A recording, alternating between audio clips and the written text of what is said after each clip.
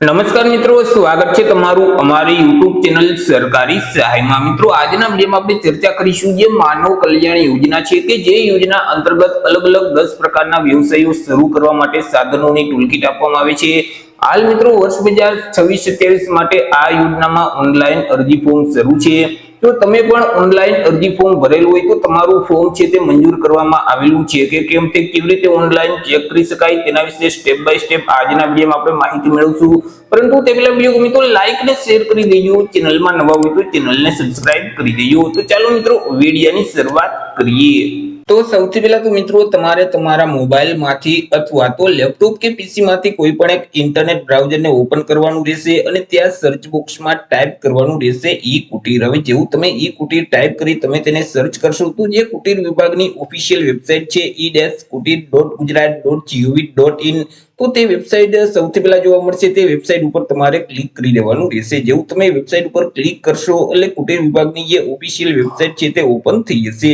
હવે તમે નીચે સ્ક્રોલ કરશો તો અહીં તમને એક ઓપ્શન જોવા મળશે યોર એપ્લિકેશન સ્ટેટસ, તો તેના ઉપર તમારે ક્લિક કરવાનું રહેશે જેથી કરી એક નવા ટેબમાં આ મુજબની સ્ક્રીન છે તે ઓપન થઈ જશે। હવે ફોર્મ ભરતી વખતે તમને જે અરજી નંબર એટલે કે એપ્લિકેશન નંબર આપવામાં આવેલા છે તે અરજી નંબર અહીં તમારે ટાઈપ કરી દેવાના રહેશે।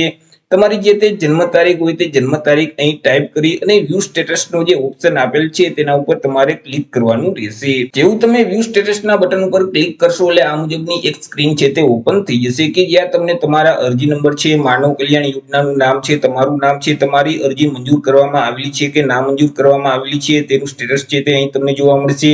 તમારા જિલ્લામાં આવેલ જે જિલ્લા ઉદ્યોગ કેન્દ્ર આવેલું છે તેનું સરનામું પણ અહીં તમને જોવા મળશે। તેમના જે ફોન નંબર છે તે પણ અહીં તમને જોવા મળશે। જો તમને કોઈ પણ પ્રકારનો પ્રશ્ન હોય તો તમે તેમાં ફોન કરી અને તમે તમારી ક્વેરી છે તે સોલ્વ કરી શકો છો। જો મિત્રો તમારું ફોર્મ છે તે મંજૂર કરી દેવામાં આવેલું છે તો જેટલી અરજીઓ મંજૂર થઈ હશે તેમનો એક ઓનલાઈન ડ્રો કરવામાં આવશે। જો તમારું નામ ઓનલાઈન ડ્રોમાં જાહેર થશે તો તમને SMS ના માધ્યમથી જાણ પણ કરવામાં આવશે।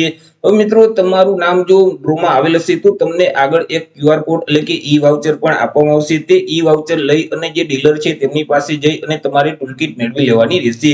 પરંતુ તમારું ફોર્મ જો નામંજૂર કરવામાં આવેલું હોય તો શા માટે નામંજૂર કરવામાં આવેલું છે તેનું સ્ટેટસ જોવા માટે તમારે લોગિન કરવાનું રહેશે। લોગિન કરવા માટે ફરીથી હોમ સ્ક્રીન ઉપર આવી જવાનું રહેશે। ફોર્મ ભરતી વખતે તમને જે યુઝર આઈડી નંબર આપવામાં આવેલા છે તે આઈડી નંબર અહીં ટાઈપ કરી દેવાના રહેશે। ત્યાર પછી પાસવર્ડ છે તે આ બોક્સમાં ટાઈપ કરી અહીં તમને એક સરવાળો પૂછવામાં આવશે, તેમનો જે આન્સર આવે તે આન્સર અહીં ટાઈપ કરી અને લોગિનના બટન ઉપર તમારે ક્લિક કરી દેવાનું રહેશે। જેવું મિત્રો તમે લોગિન કરશો એટલે આ મુજબની એક સ્ક્રીન છે તે ઓપન થઈ જશે। અહીં તમને માનવ કલ્યાણ યોજનાનો ઓપ્શન જોવા મળશે, તેના ઉપર તમારે ક્લિક કરવાનું રહેશે। જેવું તમે તેના ઉપર ક્લિક કરશો એટલે યોજનાને લગતી તમામ માહિતી તમને જોવા મળશે તે એકવાર વાંચી લેવાની રહેશે। નીચે સ્ક્રોલ કરશો તો અહીં ઓકે નો ઓપ્શન જોવા મળશે, તેના ઉપર તમારે ક્લિક કરવાનું રહેશે। જેવું મિત્રો ઓકે ના બટન ઉપર ક્લિક કરશો એટલે આ મુજબની એક સ્ક્રીન છે તે ઓપન થઈ જશે। હવે તમારું ફોર્મ જો નામંજૂર કરવામાં આવેલું છે તો તેમની નોંધ પણ અહીં તમે જોઈ શકશો કે શા માટે નામંજૂર કરવામાં આવેલું છે અને તેનું રીઝન શું છે તે રીઝન પણ અહીં તમે જોઈ શકશો। હવે મિત્રો, અહીં જે અરજી છે તેનું નામંજૂર શા માટે કરવામાં આવેલું છે તો કે માનવ કલ્યાણ યોજના 2021 માં પહેલેથી જ અગાઉથી લાભ લઈ લીધેલ છે, જેના કારણે મિત્રો ફોર્મ છે તે રદ કરી દેવામાં આવેલું છે। તો મિત્રો, આ જે માનવ કલ્યાણ યોજના છે તે યોજના અંતર્ગત આજીવનમાં કુટુંબમાંથી કોઈ પણ એક જ વ્યક્તિને યોજનાનો લાભ છે તે મળવાપાત્ર થાય છે। જો કુટુંબમાંથી અગાઉ ક્યારેય બીજા સભ્યએ જો લાભ લઈ લીધેલ હશે તો મિત્રો તમારું ફોર્મ છે તે રદ કરી દેવામાં આવશે। નામંજૂર થયેલ છે તો તેમની નોંધ અહીં તમે જોઈ શકશો અને તેનું કારણ પણ અહીં તમે જોઈ શકશો કે શા માટે તમારું ફોર્મ છે તે નામંજૂર કરવામાં આવેલું છે। જો કોઈ પણ ડોક્યુમેન્ટના લીધે મિત્રો નામંજૂર કરવામાં આવેલું હશે તો અહીં જે સુધારાનો ઓપ્શન છે તેમાં મિત્રો અહીં એક પેન્સિલનો આઇકોન જોવા મળશે, તેના ઉપર ક્લિક કરી અને મિત્રો જે તે ડોક્યુમેન્ટમાં ભૂલ હોય, જે તે ડોક્યુમેન્ટના લીધે તમારું ફોર્મ નામંજૂર કરવામાં આવેલું છે તો તે મિત્રો તમે ફરીથી અપલોડ કરી અને તમે ફરીથી અરજી છે તે કરી શકો છો।